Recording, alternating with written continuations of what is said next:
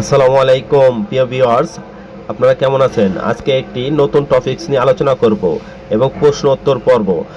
প্রশ্ন, power factor কি? প্রশ্ন, পাওয়ার ফ্যাক্টর কি? তো আপনি উত্তর দেবেন। তো এখানে উত্তর, পাওয়ার ফ্যাক্টর হলো একটি পাওয়ার, অর্থাৎ যে পাওয়ার আমরা ব্যবহার করতে পারি এবং অ্যাপারেন্ট পাওয়ারের অনুপাত, ইহাকে কস থিটা দ্বারা প্রকাশ করা হয়, যার মান 0 হতে 1 পর্যন্ত। দ্বিতীয় প্রশ্ন, পাওয়ার ফ্যাক্টর বেশি হলে ভালো না কম হলে ভালো? এই ধরনের প্রশ্ন কিন্তু ইন্টারভিউ বোর্ডে সচরাচর সবাই করে। তো সেক্ষেত্রে আপনি উত্তর দিবেন। তো আপনি বলবেন উত্তর, পাওয়ার ফ্যাক্টর মান কম হওয়া যাবে না, বেশি হওয়া যাবে না, 0.95 থেকে 1-এর ভিতর থাকতে হবে। মানে বেশি হলেও সমস্যা, কম হলেও সমস্যা। তো সেক্ষেত্রে আপনাকে একটা রেঞ্জ দেওয়া আছে, এই রেঞ্জের ভিতরে থাকতে হবে।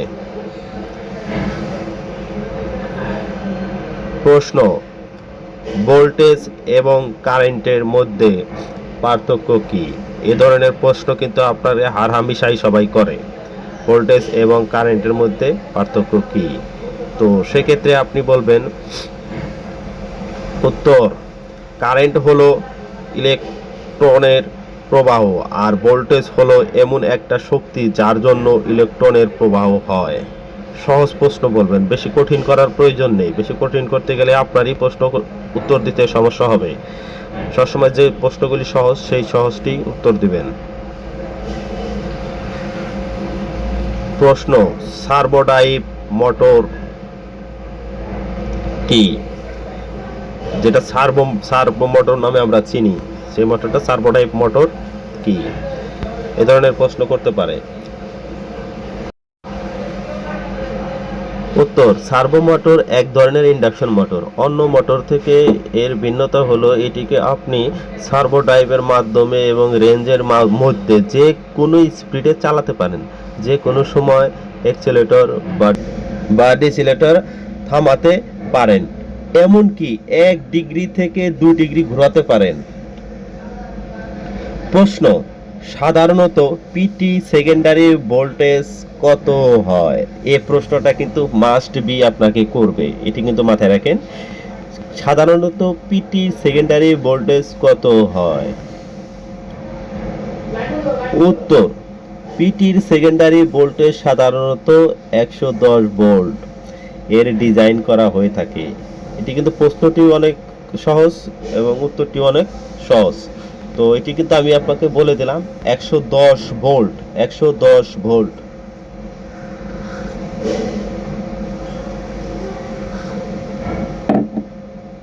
প্রশ্ন, একটি সিটির রেশিও বলুন। আপনি কিন্তু এটাকে বড় করে দেখবেন না, ছোট হিসাবে দেখবেন, কারণ আপনি যদি প্রশ্নকে বড় মনে করেন তাহলে কিন্তু আপনার উত্তরে ভুল হবে। আপনাকে বলবে একটি সিটির রেশিও কত, যে কোনো একটা সিটি বলতে পারেন। উত্তর, 100:5। আপনি যদি বলেন 100/5 তাহলে কিন্তু হবে না, এটাকে বলতে হবে 100:5, এভাবে বলবেন, বা 100:5।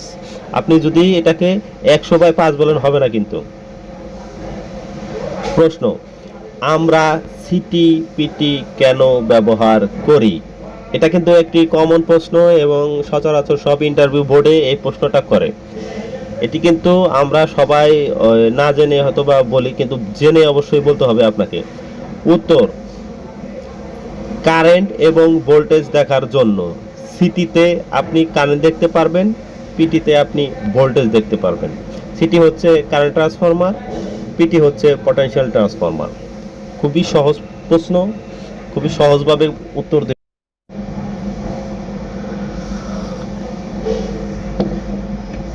প্রশ্ন, বাংলাদেশে সর্বোচ্চ জেনারেশন ভোল্টেজ কত? এই প্রশ্নটা কিন্তু খুবই মনোযোগ সহকারে বুঝবেন যে আপনাকে কি প্রশ্নটা করা হয়েছে। এখানে বলছে বাংলাদেশের সর্বোচ্চ জেনারেশন ভোল্টেজ কত?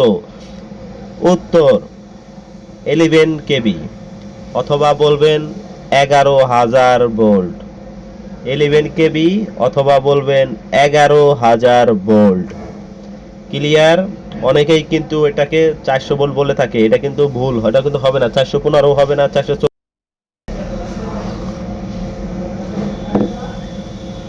প্রশ্ন, পিজিসিবি, ইজিসিবি, ডিপিডিসি এর কাজ কি? আগে প্রশ্ন মনোযোগ দিয়ে শুনবেন। পিজিসিবি, ইজিসিবি, ডিপিসিবি এর কাজ কি? উত্তর খুবই সহজ, বৈদ্যুতিক শক্তি উৎপাদন এবং বিতরণ করা। এটা কিন্তু আপনি বড় প্রশ্নতে যাবেন না, এটাও তারা উৎপাদন করতেছে প্লাস বিতরণ করতেছে, এই কাজটা হলো তাদের।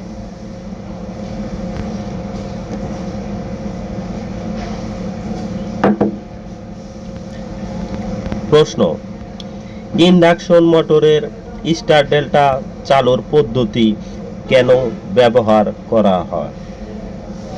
ইন্ডাকশন মোটরের স্টার ডেল্টা চালুর পদ্ধতি, ব্যাপারটা বুঝছেন? উত্তর হবে, ইন্ডাকশন মোটর স্টার সংযোগের 40% রানিং হলে ডেল্টা সংযোগ করা হয়। এর জন্য 3 ফেজ স্টার্টার ব্যবহার করা হয় অটোমেটিক কাজ করানোর জন্য, কারণ শুরুতে অধিক কারেন্ট দিলে ডেল্টায় কারেন্ট বেশি কয়েল পুড়ে যেতে পারে। একদম সহজভাবে বলে দেবেন। প্রশ্ন, কোনো সিম্বল ছাড়া একটি অ্যাম্পিয়ার মিটার, একটি ভোল্ট মিটার দেওয়া হলে কোনটি অ্যাম্পিয়ার মিটার এবং ভোল্ট মিটার বাহির করতে পারবেন কিভাবে? প্রশ্নটা কিন্তু ভালো করে মনোযোগ দিয়ে পড়বেন, তারপর বলবেন, ঠিক আছে? উত্তর, আমরা জানি অ্যাম্পিয়ার সিরিজ ও ভোল্ট মিটার প্যারালালে কানেকশন থাকে, মানে কানেকশন করা হয়, এটা কিন্তু আমরা সকলেই জানি যে অ্যাম্পিয়ার মিটারটা কানেকশন করা হয় সিরিজে এবং ভোল্ট মিটারটা কানেকশন করা হয় প্যারালালে। খুবই সহজ প্রশ্ন, আমি খুবই সহজ করে আপনাদের উত্তর দেওয়ার চেষ্টা করতেছি এবং আপনাদের বোঝানোর চেষ্টা করতেছি। প্রশ্ন, আর্থিং ও নিউট্রাল কি? মনে হচ্ছে খুবই সহজ, তাই না? আর্থিং ও নিউট্রাল কি?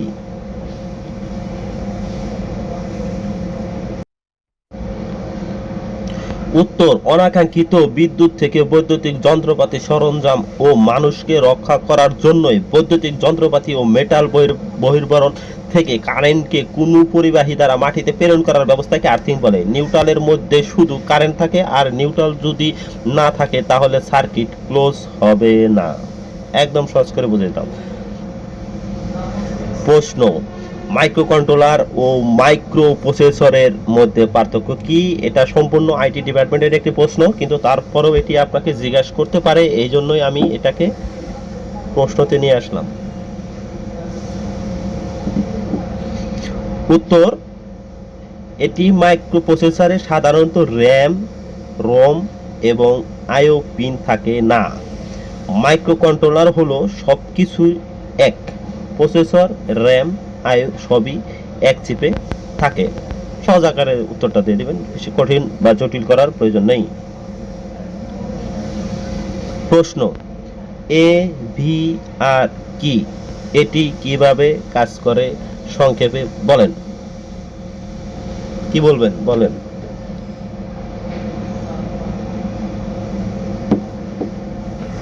বলতেছেন না? ঠিক আছে, তাহলে আপনি বলবেন এভিআর হলো অটোমেটিক ভোল্টেজ রেগুলেটর কে বলা হয়। অনেক ত্রুটির কারণে জেনারেশনে ভোল্টেজ কমতে বা বাড়তে পারে, কিন্তু এভিআর সেটাকে সক্রিয়ভাবে কন্ট্রোল করে এবং সেটা ভোল্টেজ কম বা বেশি না করে অ্যাকুরেট রাখে বা অ্যাকুরেট ভোল্টেজ প্রদান করে। প্রশ্ন, 1 হর্স পাওয়ার সমান কত ওয়াট? 746 ওয়াট। একদম সহজ। প্রশ্ন, সিঙ্গেল ফেজ ভোল্টেজ 230 ভোল্ট হলে কেন লাইন ভোল্টেজ 400 ভোল্ট হয়? এটা কিন্তু অত সহজ না, যারা না জানেন তাদের জন্য বিশাল বিশাল কঠিন প্রশ্ন হয়ে গেছে এটি। তো আমি আপনাদের সুন্দর করে বুঝিয়ে দেব ইনশাআল্লাহ। তো এখানে খুব মনোযোগ সহকারে আমার ভিডিওটি দেখবেন।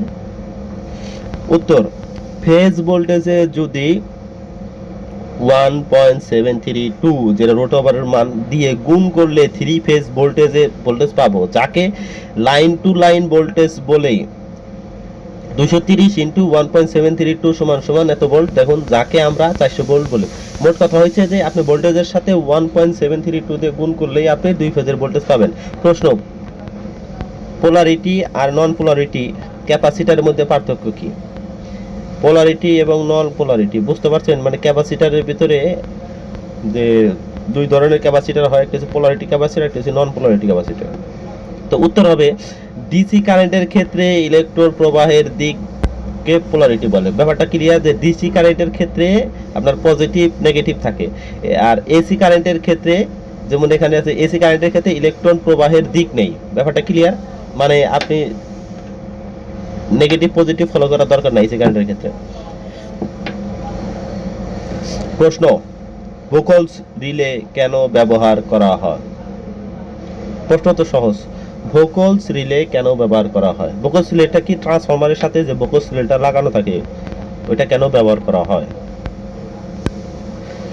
উত্তর, ট্রান্সফরমারের মধ্যে যখন বিভিন্ন ধরনের ফল্ট ঘটে আর এই ফল্টগুলোর হাত থেকে ট্রান্সফরমারকে রক্ষা করার জন্য এই ভোকলস রিলে ব্যবহার করা হয়। সহজ প্রশ্ন।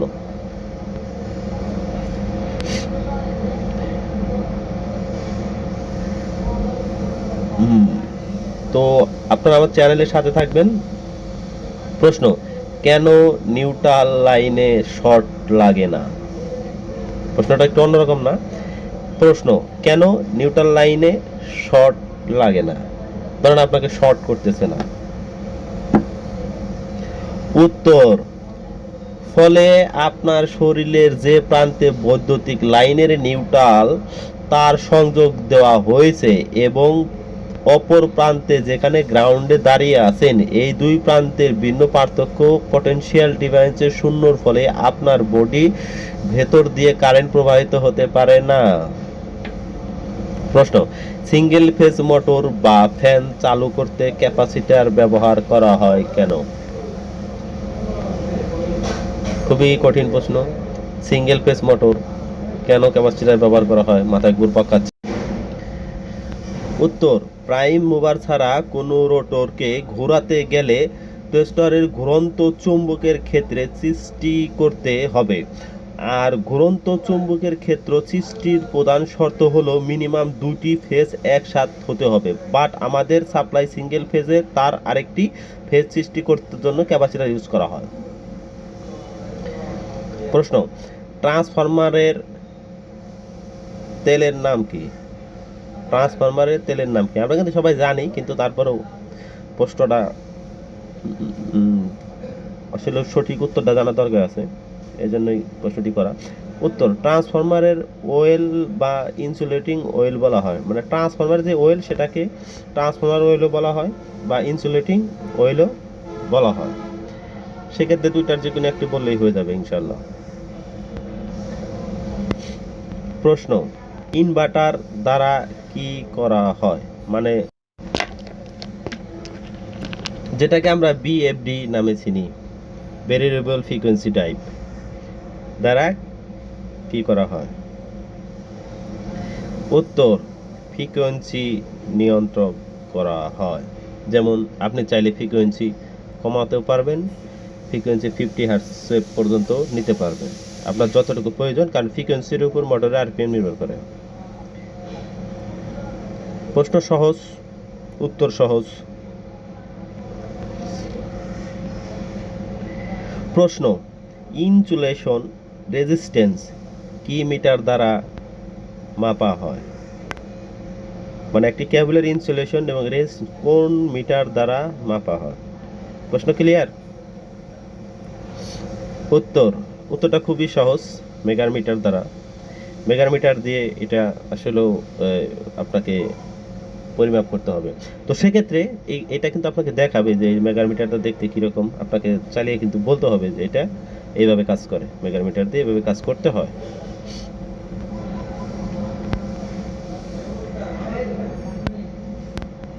প্রশ্ন, সিস্টেম লস কি? আমরা কিন্তু সচরাচর সবাই জানি যে আসলে আমাদের সিস্টেম লস আছে, সিস্টেম লস হচ্ছে, কি সিস্টেম লস, সেই লসটা কি, মানে কি, কেন, কি জন্য সিস্টেম লস। বিশেষ করে ধরেন আপনারা জেনারেশন লাইন যেগুলি হাই ভোল্টেজ, তা কিন্তু বলে যে সিস্টেম লস।